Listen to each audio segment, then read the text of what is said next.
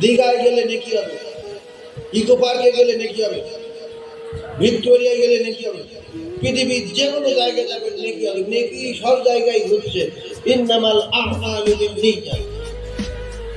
আপনি দীঘায় যাবেন, দীঘার নদী থেকে আল্লাহ শুকর আদায় করবেন যে আল্লাহ এটি আপনার সৃষ্টি, কি আপনার কুদরত, আপনার কত সুন্দর সৃষ্টি, কি বড় বড় পাথর, গাছ বড় নদী কাটি থেকে বিশাল নদী, মানুষের কাটার সম্ভাবনা, এরকম আল্লাহ সৃষ্টি চিন্তা করতে করতে ঘর ভাড়া করবেন, করে ঘরে পানি পিছিয়ে জোরে নামাজ পড়ে খেলাধুলা করলেন, সূরা ইয়াসিন পড়লেন, ওখানে অন্য জায়গা দেখতে গেলেন।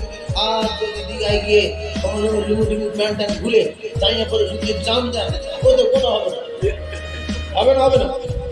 এখানকার লোক বাবু হয়ে যাচ্ছে, কিছু ভাবি বর্গ বর্গ করে যাচ্ছে দীঘায় গিয়ে, সেখানে বর্গ বর্গ খুলে এইবারে দেশ করে শুধু জাম দিচ্ছে।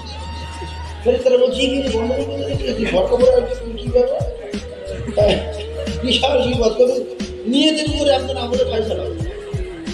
আপনি আল্লাহ সৃষ্টি ঘুরে ঘুরে দেখেন, এই যে আমরা অনেকে কিনে নিয়ে বেড়াতে যাই, এ তো কোরআনে বলেছে বেড়াও, কত বাচ্চা কোরআন শরীফে ঘুরতে বলেছে, দুনিয়া ঘুরে ঘুরে দেখো, সারা পৃথিবী ঘোরো,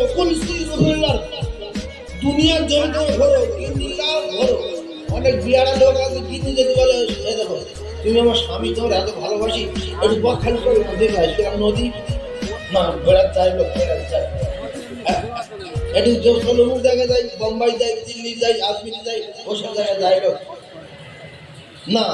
আল্লাহ আপনার ঘুরতে বলেছে, আপনি ঘোরেন, আল্লাহ সৃষ্টি দেখেন। কিছু কিছু লোক আছে যেখানে জন্ম হয়েছে সেখানে মাটি কেটে কেটে খেয়ে বলবে, বাসন্তী যায়নি এমন লোক আছে না?